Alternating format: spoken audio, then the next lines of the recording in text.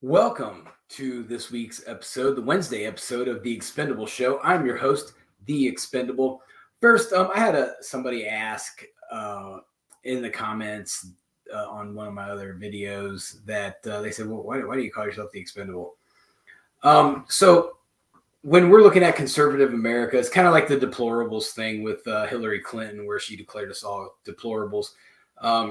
With the things that I've endured in my life and the jobs that I've had in my life, I feel like that I am an expendable human being to society if need be. Um, so that's the best way that I can kind of describe that. Um, so I just wanted to, kind of throw that out there. So my show is the Expendable Show because I am the expendable one. Plus, I'm a huge Sylvester Stallone fan, and one of my favorite movies is the Expendables, series of movies. I just think if you want to blow some stuff up, they picked all the right guys to blow stuff up. Um, but today, so we are going to there's two things going on in the world today. One is, or not so much today, but this first part of the week is Donald Trump's going to New York for his Alvin Bragg trial over. Does anybody even know? It's just over more stupidity. Alvin Bragg thinks he can take misdemeanors and turn them into felonies just because he wants to. He's about to find out that that's not going to work out into his favor at all. I think this is one that could end up going up to that district court again and getting, kicked back saying, hey, you don't have the authority to turn these into to felonies. That's a federal statute. So not going to get too much into that. It's in the early stages. They're doing like jury selection. Nothing has really happened with that other than there was a pretrial to select some jury members. I think last time I saw there were 7 selected. But I want to continue talking about Iran because it's swamped everything. There's a big debate going on. There's all these different angles are going on, but I'm going to try to simplify it the best I can for everybody because there's a lot of back and forth, who's right, who's wrong, kind of thing going on there. And mind you, as long as we've been friends with Israel as a country, the United States, they're our greatest ally. They also hold on to the Holy Land. We need to be protecting the Holy Land. We can't just give up the Holy Land. So with that said, I'm not going to dig too much into the problem childs of Israel. They do have their issues as well. Not everything they do is great. Not everything they do is righteous and just. However, I tend to side with them a little bit, because of their history with us. If they're good for America, they're good for everybody. So. But I want to talk about Iran and I did a little digging into Iran to find out, why is this happening? Why are we hesitant? And who else has skin in the game? And so when you dig a little deeper, it becomes a little bit more complicated. It's not just Iran's mad and they're puppeteering the Houthis, the Hamas, and Hezbollah to do all their dirty work. Yeah, that's what's happening. That's where most of the damage is coming from. However, there are way more players in play. Let's go back. Let's take a look at America's stake in the game as far as what we're looking at domestically, because the FBI has come out and they've made a statement, Christopher Wray and all his little cronies, and they've said, hey, let's pay attention to what's going on around us because there is a chance that there could be a domestic terror threat, which is rightfully so. I think that's a correct statement to say, even though I think Christopher Wray is an idiot. But at least he's, preparing us for something big and bad. I think every major city, every major gathering place is at risk right now. I think we all need to have our head on a swivel. I'm not saying go look at every single Middle East looking person and go, just get the bomb squad in here. But what I'm saying is just be aware of your surroundings. If something don't feel right, it's probably not right. We have families and stuff to protect us. We're American people. We need to protect each other. So I'm going to go to the border and talk about the border because they're not talking specifically enough on the news outlets about the border and the issues that could cause us problems here in the next few weeks. So Donald Trump had all these sanctions put in place for Iran. Joe Biden came into office and lifted those sanctions. So the statistics and the information that I'm about to give you is from 2021 to 2023, mainly because 2024 is still going on. So those statistics have not been compiled in full yet. So people apprehended at the border from the Middle East and region, 659 Iranians have been apprehended. That doesn't sound like a lot, but it is a lot. So that's how many were apprehended. 538 Syrians, another country that doesn't really like us all that much. 6,386 Afghan refugees. Could be refugees, maybe not. I would think the refugees probably didn't try to sneak across the border, so I probably shouldn't use the word refugees. The refugees all came on airplanes that Joe Biden flew them over here on from Afghanistan. So my bad. That refugees is the wrong word. They are illegal.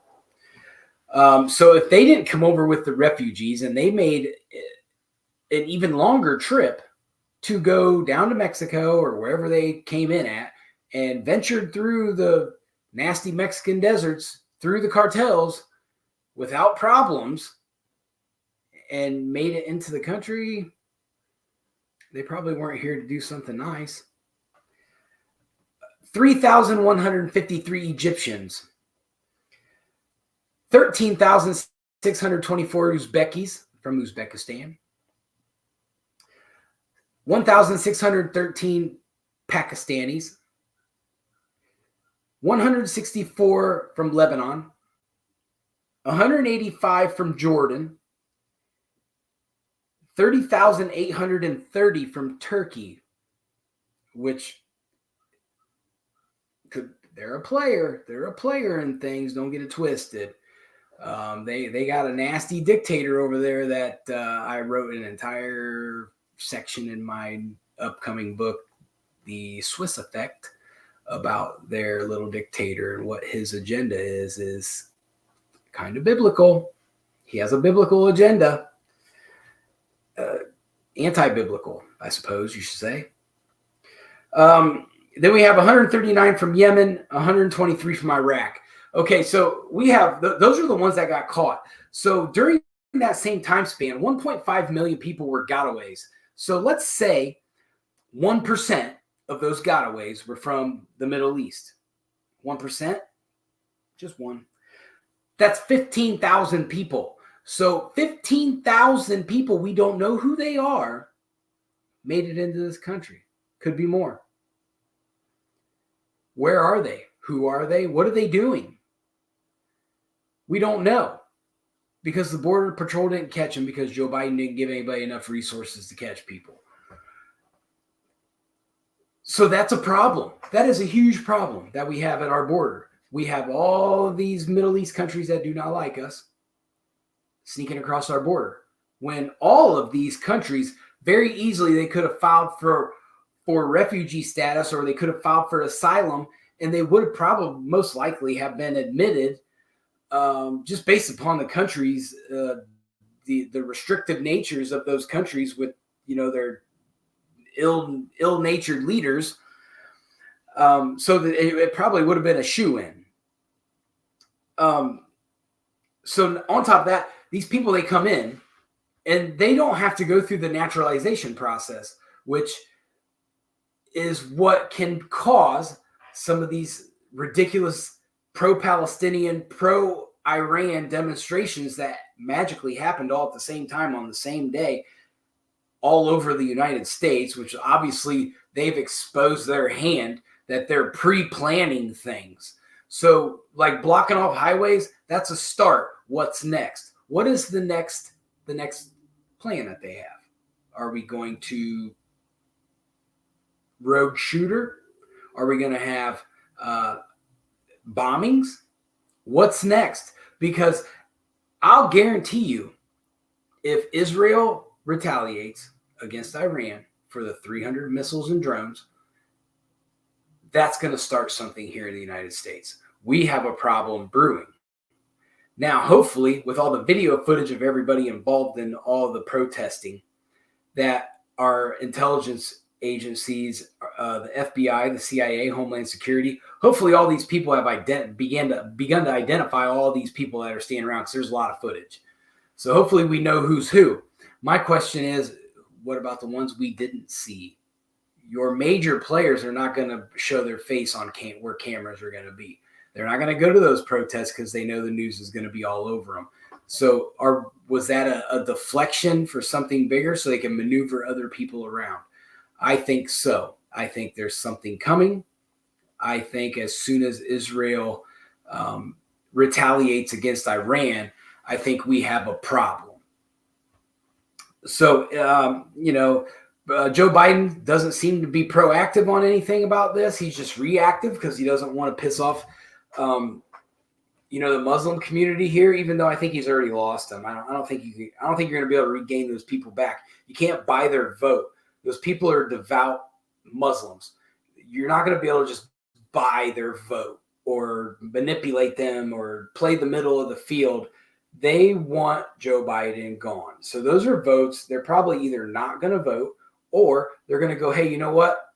Our people back home were not getting killed and attacked when Donald Trump was president because the Abraham Accords were in place. So I see this as a big, big negative. And I think that the Muslim community really needs to, instead of acting out, they need to exercise their voting rights if they're eligible to vote and vote Joe Biden out.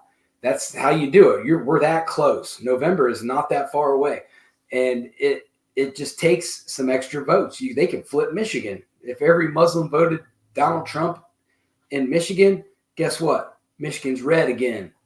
Joe Biden loses a state. If all the Muslims in Pennsylvania vote Donald Trump, guess what? Pennsylvania is a red state again. Same thing with Georgia. Same thing with Wisconsin.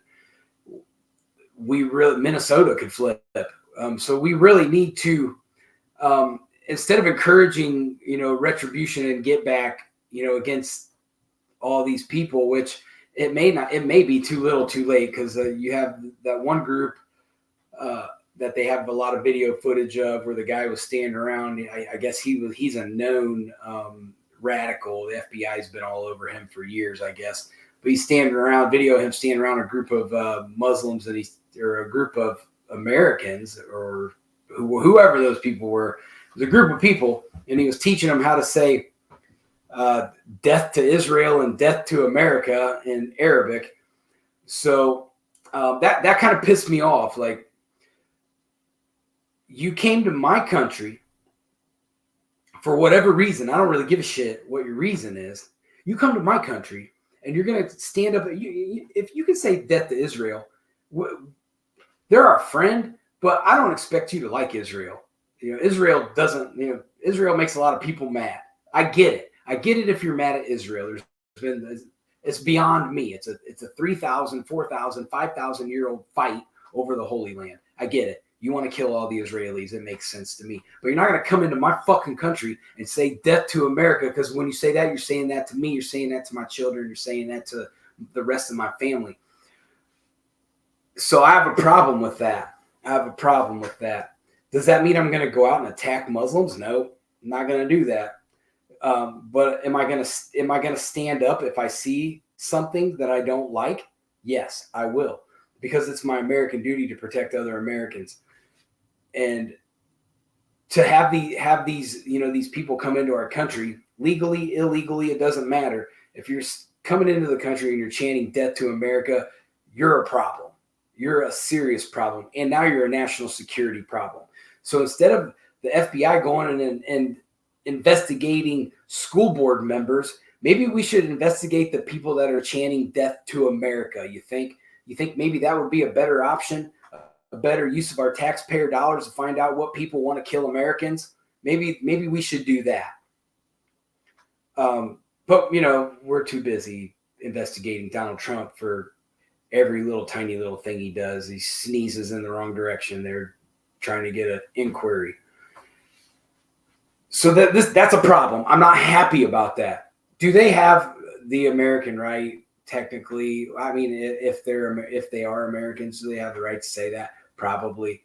This goes down to the same thing. I hate people who burn the American flag, but do they have the right to burn it? Kinda.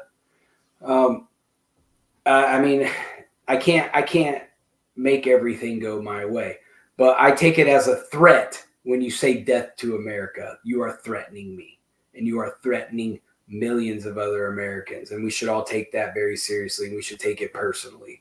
We should be demanding that Congress does more than just condemn those words. We need to have investigations, find out who they are, who are they linked to, where does their money go? Are these people funding terrorism? Because if they're sending money to the Houthis or to Hezbollah or to Hamas, then they're just as guilty of funding terrorism as anybody else, and they need to be held accountable.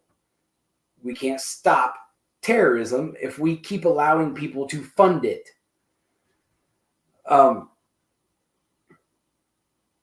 we're kind of in this waiting game right now with Israel and Iran. Iran's sitting around going, well, you guys can do what you want, but we're going to retaliate again. And Israel's going, well, we're going to. We're just not sure when or how bad. And we haven't decided yet. So I don't like this cat and mouse game. I think they should have already have done something. Instead, they're going to wait a week where it's not as big of a deal and no one's really giving a crap about it no more. The news of it has died, so they'll shoot off something and hit a small target that doesn't matter, just like what Iran did. Just it's the same old. And it makes me think that we're all getting tricked, and that maybe Israel's in on it. I would like to think not. I would think that Netanyahu has done enough damage to try to get these hostages back that they're not in on it per se. Same question as Sunday. Where's the United Nations at? Do these dudes do anything? We give them billions and billions of dollars every year, but they're not doing a damn thing for Israel. Where are they at? Yeah, England had some ships out in the Red Sea or whatever. They were shooting down some rockets. I think France shot down some rockets. But as far as the UN, where's NATO? Is NATO going to do anything? I saw one video of NATO flying a bomber, like not even anywhere close. And they're like, NATO's getting ready. NATO's getting ready for what? And when you really think about the makeup of NATO, do you think every country that participates in NATO is going to send their best of the best to NATO? No. You're going to send your low-ranking officers and corporals, and the low-ranking people are all going to get sent to NATO. So my faith in NATO to do something is very low. Even though it's just Iran, and I think Iran is just a giant turd in disguise. But as we look deeper into things, we're going to find out that Iran is not alone. They are not the head of the snake, which is why I think nobody's doing anything, because no one's really that afraid of Iran. We know. Donald Trump had them broke. They were broke. They didn't have no money. They couldn't manufacture anything. However, then Joe Biden comes into office, says, well, we're going to lift these sanctions on Iran. So guess what? Guess who jumps in there? China. China says, hey, I want to buy your oil, and I'm going to start weeding out Saudi oil in favor of more Iranian oil. So that's what's happened over time. Joe Biden has made Iran get out of debt.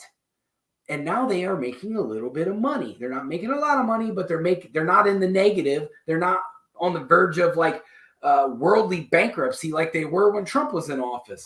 And you can read that all over the internet. This isn't just me making up statistics. There's article after article after article about how the Joe Biden lifted the sanctions on Iran, and now Iran's doing business with China. So China, they got this 25-year deal. It's like $400 billion for oil.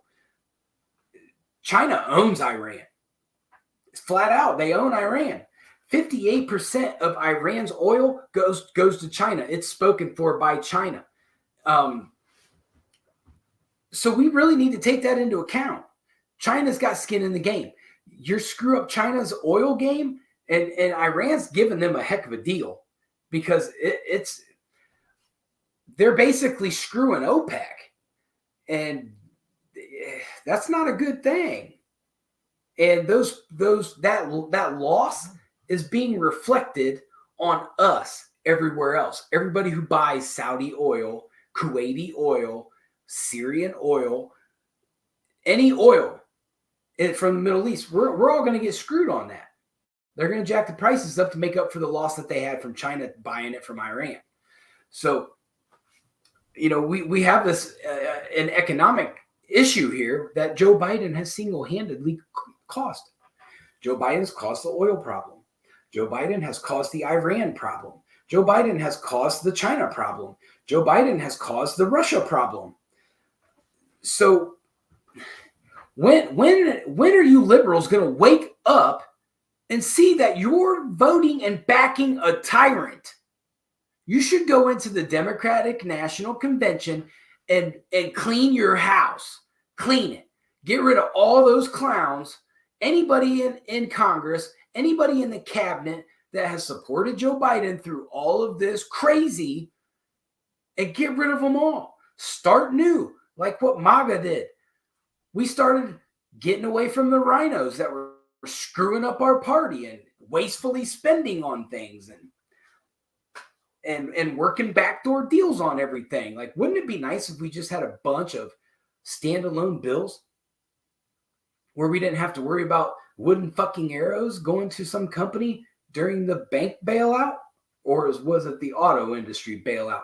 I don't remember. It was one of those bailouts where you look in the pork and the earmarks, there was like a couple $1 million to the research and development of wooden arrows. Now, who the hell is using wooden arrows in modern times? Nobody. Maybe Ted Nugent when he gets out his old bow and arrow. That's it. No one's using wooden arrows. Everybody's using graphite. So it's dumb, the amount of wasteful spending. And you know who pays for that?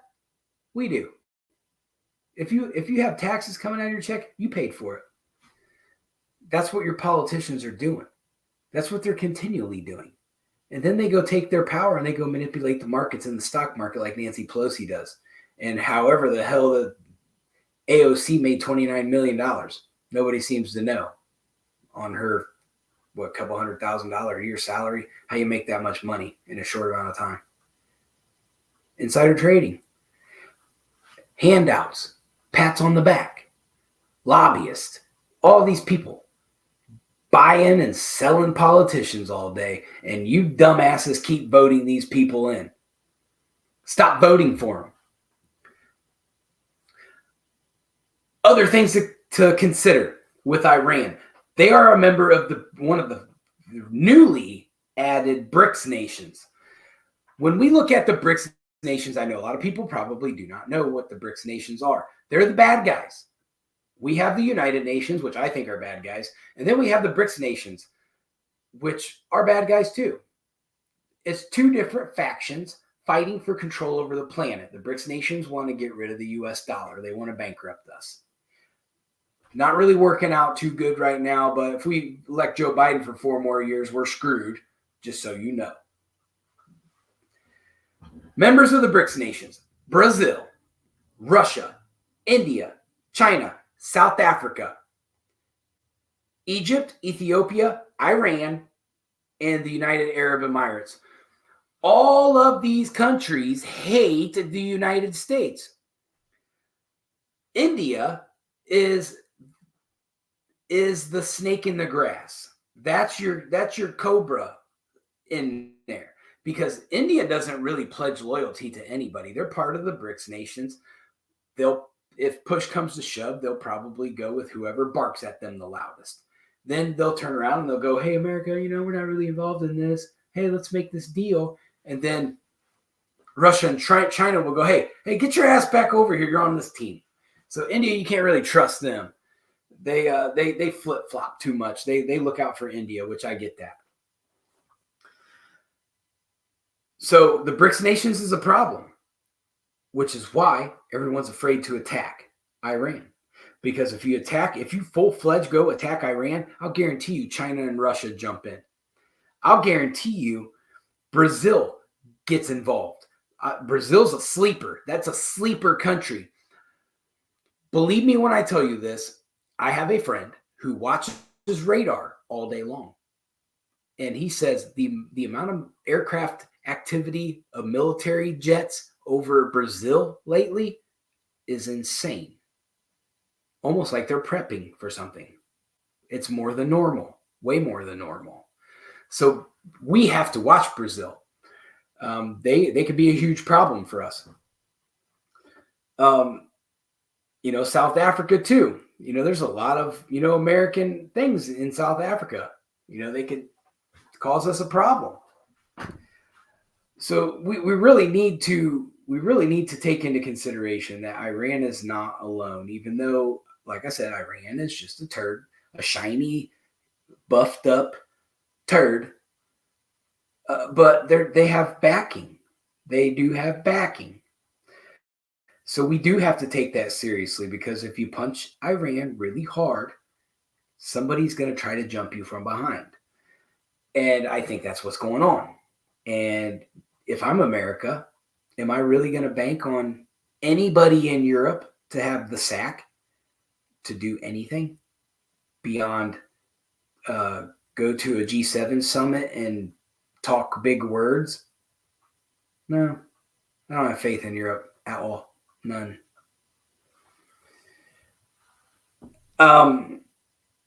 So we can blame all this on Joe Biden. This is Joe Biden's war. This is Joe Biden's conflict. He has inadvertently funded, probably directly as well. He has funded this. He has caused this to happen. And this is what happens when you have a president who makes a lot of really bad decisions. And we've watched the statistics over the last 3 years. China has steadily bought more and more oil off of Iran, which puts their fingers deep into Iran. And this is the Saudis don't like it because it cuts into their profits. So there's all these things going on. Russia's investing billions and billions of dollars now into Iran. They just did back in October, they just gave them like $2.3 billion to invest into some of their stuff. So we have issues. We have issues here. And is Joe Biden, do I trust my president right now to deal with these issues? Hell no. That guy's a clown. We're being led by a clown. And he wants to go to a steelworkers union convention in Pennsylvania while we got major things going on in this world. It's almost like he's oblivious. Like he has no idea these things are going on. He gets his cue cards after stuff happens, and he sits here. Well, we got like, man, I don't want a cue card reading president. And he can't even read them. Should I be hating on him because he's old? Probably not. But man, this is the president of the United States. He's looking like a freaking joke in America. He's looking like a joke overseas. No one's taking him seriously. Everybody's taking advantage of him. But you liberals keep voting this dude into office. It's on you. Every time gas goes up, it's your problem. Every time eggs goes up, it's your problem. every time we have another new conflict, how many conflicts are we going to be involved in? Let's go ahead and get some. Biden, we're missing South America. Let's get something going in Venezuela. They're bored down there. They need a bad guy to fight. And then we'll go to Cuba. Let's start some shit with Cuba. Just make sure we get a little bit everywhere on the globe. Like, we wouldn't want to miss anybody or make somebody, not feel inclusive enough. So let's just fight everybody. This is a clown show. Y'all got to stop voting this dude into office. He's a European puppet. And if you read my book, I'll gladly map it out exactly how Joe Biden is a European puppet and he's following their script verbatim, word for word. The guy is a tyrant to the country, and the media protects him. And we can do better. There's better leadership out there.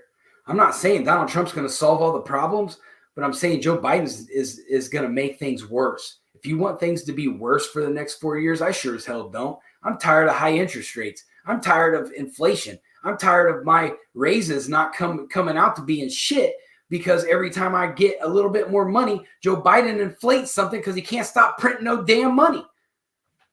Like, stop printing money. You idiot. All day, every day, you're an idiot. But that is my show today. I'm going to try to get some guests on for Sunday. I've got a couple little things I'm brewing up. Please check me out here on YouTube, on Spotify. The Expendable Show, capital T, capital H, capital E. And I want to thank everybody. Please be safe. Watch your surroundings out there. It's dangerous. It's dangerous out there. But everybody, hug your family. Hug your family. Everybody needs a hug in the family this week. All right? Tell everybody you love them. All right? I'm out. Peace.